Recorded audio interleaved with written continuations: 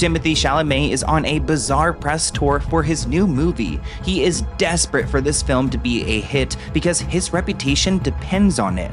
Tom Cruise, on the other hand, had a bunch of celebrities worshiping him as he got an honorary Oscar. Is this for the work that he's done or for the power that he has over these people? So let's get into it.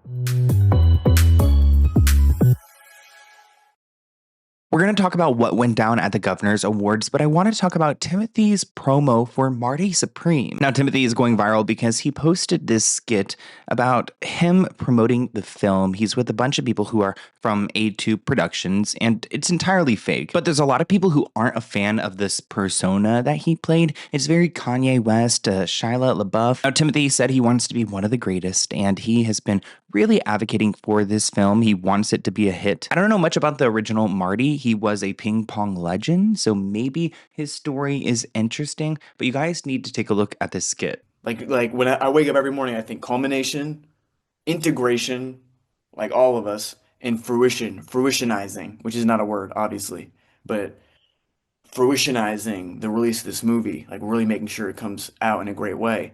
And I'm not even speaking in the context of where my career's at and amazing movie after amazing movie after amazing movie, but more Josh Safdie and where he's at, and that we're in service to Josh Safdie. Because when I think Heaven Knows What, I think Schwa. I think Good Time, which obviously came out after. Robert Pattinson, Schwa. When I think Uncut Gems, Adam Sandler, Tiff, Standing Ovation, Schwa. This is the level of greatness that we're thinking of. Imagine Marty Mauser, Schwa. So that was a lot of shweh, shweh. It was a lot. And he goes on to explain his idea for this marketing campaign. And again, he's in this character kind of thinks like it seems like egotistical. Like he thinks he knows better than anyone else, which I feel like this character doesn't seem too far off from who Timothée could be. So this is the first thing I wanted to share. This is my visual artist. It took him 6 months to mock this up. It's not totally ready yet, but this is like a working example of the very specific orange I want to be on every poster for this. Wow. Timothée, I just don't want to interject to make sure you're sharing the right thing. We're just seeing an orange square. Is that right, guys? Yeah. Yes. That's what you're sharing. Okay, great. Yeah, Yes. Okay. This is a very specific. I mean, I can make it a little bit bigger. I can make it bigger here. Up is vertical, and I'm thinking more horizontal. Like I think this one exactly. So this is like how this should feel, right? Culminate, fruitionize together. Him saying fruitionize reminds me of like Kylie Jenner saying like realizing things that she's realizing. Like I feel like every year has a new energy, and I feel like this year is really about like the year of just realizing stuff, and everyone around me, we're all just like realizing things. This person said that this is a joke, but when I tell you every marketing meeting is like this, the client is giving you their crazy idea and you have to smile and figure out how to make everything orange. And of course, this was a planned meeting because they did have a blimp flying around promoting Marty Supreme, exactly how Timothée mocked it up. Somebody quoted him, "Took my designer 6 months to come up with this. Busted orange, rusted orange, tattered orange, and it's just an orange square." Somebody said, "This is not a joke to me. Orange greatness, Marty Supreme." Let me know in the comments below, will you guys be seeing it? Erica Lee said that this is the best non-marketing marketing ever. But there's other people who disagree. Somebody said it was painful to watch. I couldn't even finish it. I only lasted 3 minutes before I stopped it. I can't stand the macho persona that he desperately has been pushing the last 2 years. Somebody said it took me longer than I'd like to admit to realize this was satire. This is the funniest thing you've ever done. Never seen a Timothée movie, but this was genius. And I commend them all for keeping a straight face. Somebody said, is anyone else wondering if he's okay? He sounds unhinged, kind of giving early Kanye vibes.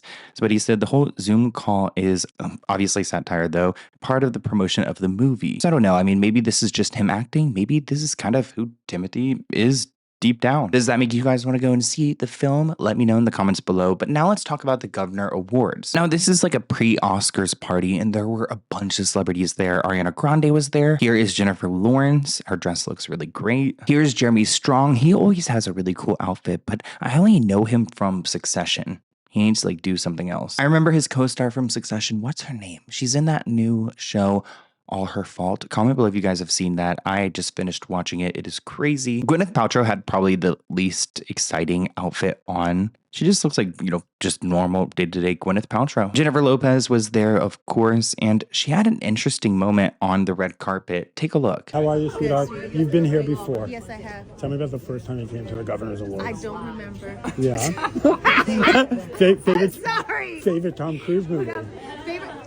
All of them? I mean, honestly, maybe Magnolia, maybe? And favorite Dolly Parton song? Oh, God. Come on, give me a little Dolly. Love you. Oh, you want to sing it for me? No.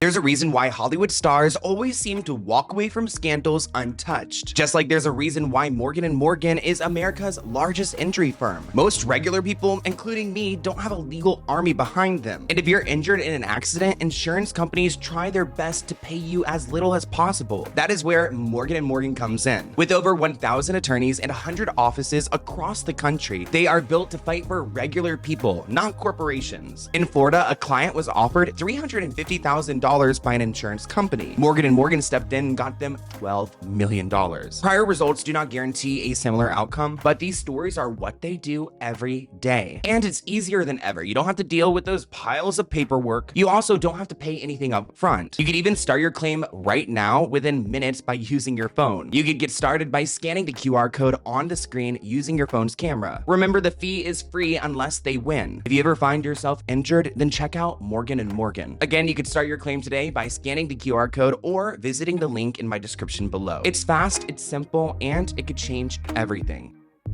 Now, the comments were really mixed. She looks rough. It's just bad lighting. She looks beautiful. The wrinkles are giving natural and I'm living for it. No one could ever make me hate her. Somebody else said, what is the obsession with women and how they age? This woman doesn't age.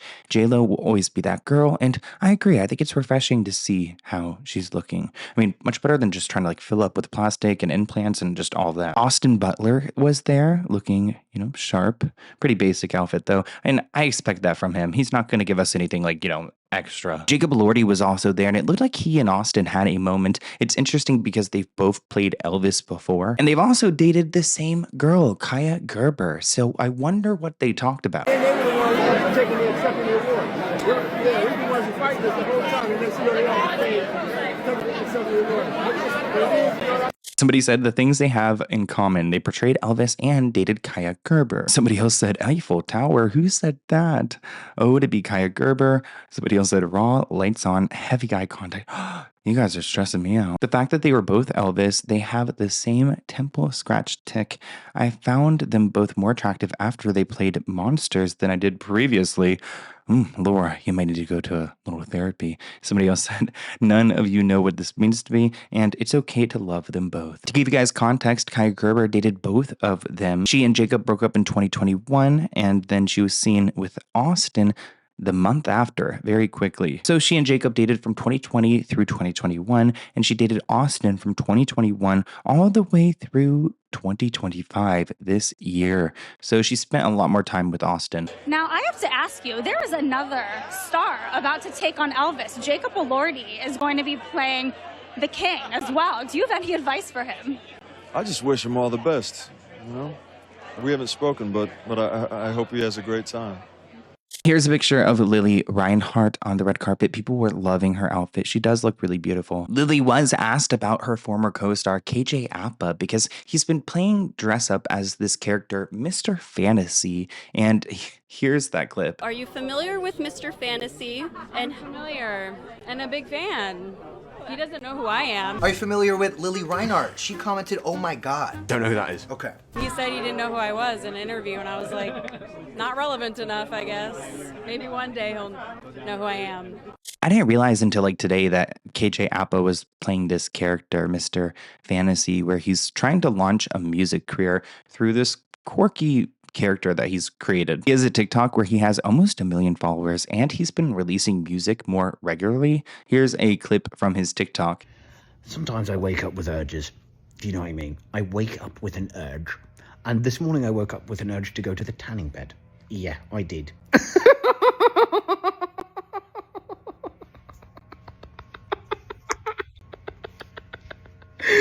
Very, very random, I know. And I thought, I didn't judge it. Do you know what I mean? I don't judge my urges.